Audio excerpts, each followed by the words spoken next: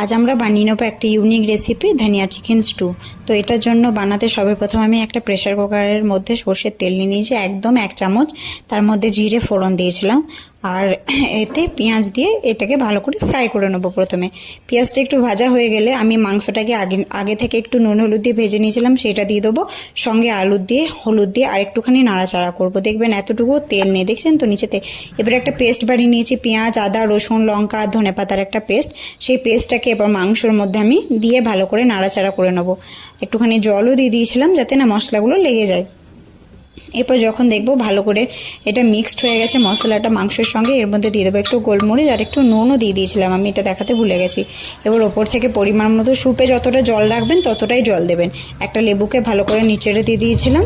এবার প্রেসার কুকারে একটা সিটি দিয়ে নামিয়ে নিলাম। ওপর থেকে একটু ধনেপাতা দিয়ে গার্নিশ করে দিয়েছি। এটা খেতে অসাধারণ লাগবে। ঠান্ডা লাগলে জ্বর সর্দি কাশি হলে এটা